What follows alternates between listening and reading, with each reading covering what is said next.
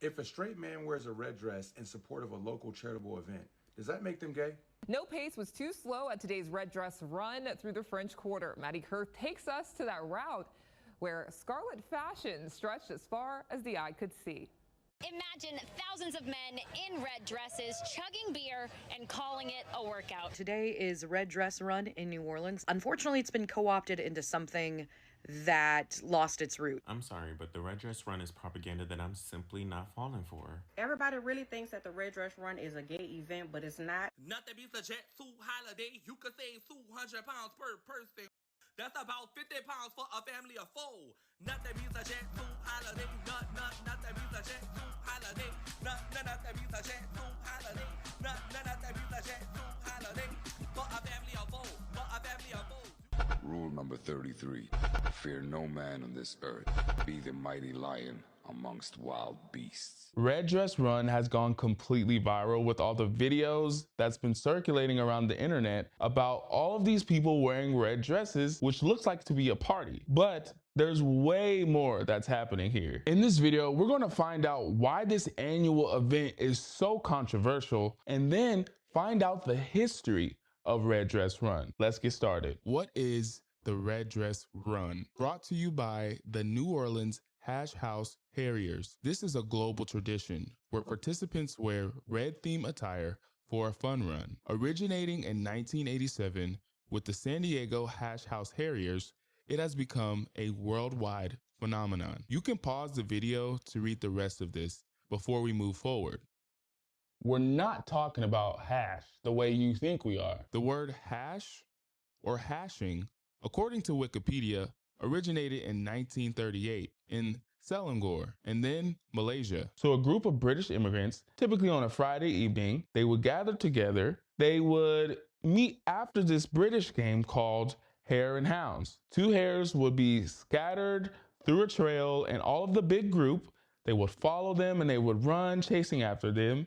And then at the end of the game, they all would drink their beer, their ginger beer, and light their cigarettes. Pretty wholesome at first, but they actually had to stop during World War II. And when they restarted again, since they were considered a group, they actually decided to write a constitution. And then in that constitution, they defined these as the pillars of what they're doing. Number 1, promote physical fitness among the members. Number 2, get rid of weekend hangovers. Number 3, acquire a good thirst and satisfy it with beer. And number 4, persuade the older members that they are not as old as they feel. This clip is going to show you a better perspective of what the event looks like.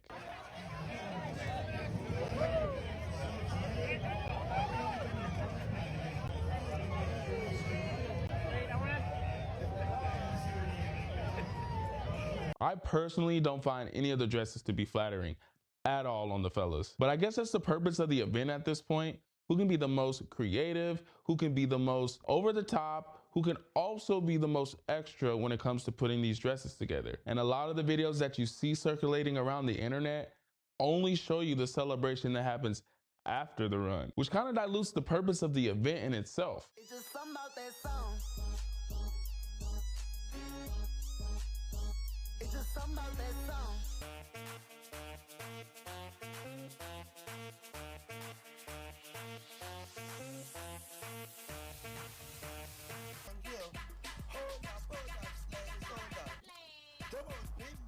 And today is Red Dress Run in New Orleans. Now, if you don't know what Red Dress Run is, it's actually gotten pretty popular over time. You may notice among the locals in New Orleans and the surrounding area that it's actually kind of gained almost a controversial reputation. And the reason for that, or at least one of the reasons, is unfortunately it's been co-opted into something that lost its roots. The problem is a lot of people over time have skipped the run part and just immediately gone into dressing into red dresses and drinking in the local bars. And they're not donating to charities. They're not assisting with the local society and the needs of New Orleans. And then on top of that, they're not the best patrons of the bars. That word got really hard. They've been known to trash the place. They've been known to be rude to the staff. They've been known to not tip.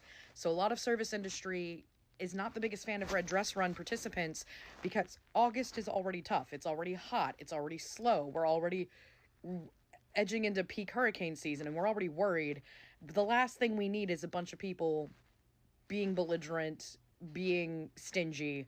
This is not, and I really hope you all don't do this, this is not a particular group that's doing this. This is everyone who is aware of what's going on. And of course, this was going to happen. A lot of people just want an excuse to be out there to have fun, and I'm not trying to take that from them. And as the internet is becoming aware of this, I can see how that's a problem. People just skip the run and they just want to be out there and party, which is a good and bad thing at the same time. Also, she brings up a good point about hurricane season.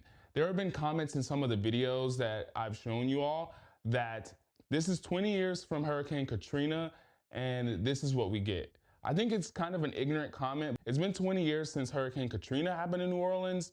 And if you don't really know what's going on, you, I guess, assume that this red dress event is a negative thing for New Orleans. And we have to address the elephant in the room. Men who are participating in this event, they are being considered gay if they're not already gay. Why are you gay? Who says I'm gay? And if they're straight, they have been caught being at this event, which by default makes them gay. I was at the Red Dress Run yesterday, and I woke up today seeing so many posts with women saying, if your baby daddy out here, he gay. He was out there with all the gays. Everybody really thinks that the Red Dress Run is a gay event, but it's not. Imagine your husband go to New Orleans without telling you and then send you some pictures like this. This woman texts her husband, why you in New Orleans? And he gonna say, me and the homies went to this event. My bad, baby, I should have told you. Finna send you these pictures.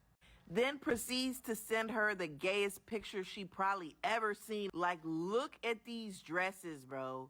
They are in skin-tight dresses. My husband ever went on a secret trip to New Orleans and sent me some pictures like these. Don't even come back home. We're getting a divorce. Because there's absolutely no way. You're gay. And that's fine. Be gay. There's nothing wrong with being gay. But I am not going to remain married to a gay man. I get where she's coming from. And if we're being completely honest, men wearing dresses, skin tight or in general, they aren't flattering. And yes, I'm sure we can make the connection that there is a pipeline between a straight man wearing a dress to maybe believing that they are gay, but then we're kind of confusing all of these things together and making correlations that, in my opinion, they don't always fit together, and they're more case by case. Because if a man's wearing a dress, they could be doing it ironically and to be a joke and to be a clown, or they can be sort of satisfying an itch to wear a dress, or they feel like they're a woman, and that's kind of where the gray area is. But some of these guys that I've seen in these videos, yes, they may be gay, and they're kind of, it depends on what type of attire they are wearing.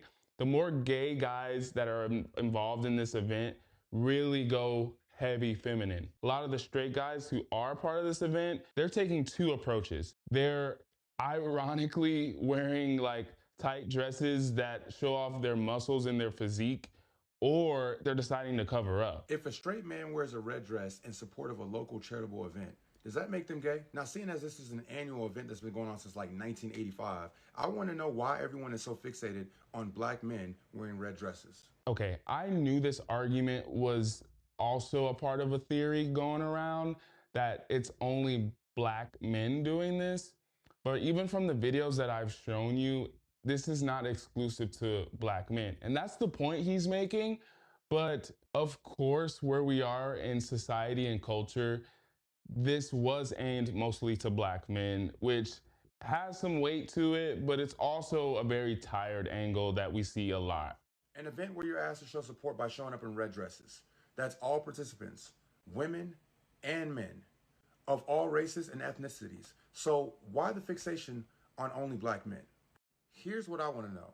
How does what another person wear affect you? Not only has this event been going on for years, but this ain't nothing new. From Arsenio Hall to Jamie Foxx to even as recent as Tyrese. So what's the big issue? I do want to highlight a couple fellas who approached the dress code in a more masculine way, and it wasn't too much of an eyesore. So I'm gonna put them on the screen, and I want to know what you guys think. In my personal opinion, my favorite was the kilt, because you get to still show your body off, and kilts are more masculine anyways. However, it still stayed on theme and you're wearing some sort of draped garment. New Orleans is a pretty popular city, and I argue 2025 has not been the year for New Orleans. They have been going viral for not all the great reasons. They started the year with something tragic, the Super Bowl, mixed reviews, and now the red dress run. And that's it, you guys. Let me know what you think about the red dress run in New Orleans. Is this something that you would do, or is this not really your style? But let me know what you think and put it in the comment section. But don't forget to like this video, subscribe to the channel, and I'll see you again on the next video.